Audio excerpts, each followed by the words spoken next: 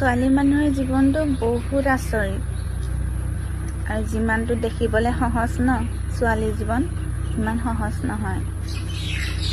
এজন মানুহৰ ভালপোৱা পাবৰ কাৰণে এজন মানুহৰ ভালপোৱাৰ বিশ্বাসতে নিজৰ জন্ম হোৱা ঘৰখন, মা দেউতা, ককাই ভাই, বাই ভনী, পৰিয়াল খানদান চব এৰি যাব লগা হয় সেইজন মানুহৰ বিশ্বাসত তেওঁৰ ভালপোৱা পাবৰ কাৰণে। আৰু সেইজন মানুহৰ বিশ্বাসতে আমি ছোৱালীবিলাকে গোটেই জীৱন থাকিব লগা হয় তেওঁৰ বিশ্বাসত।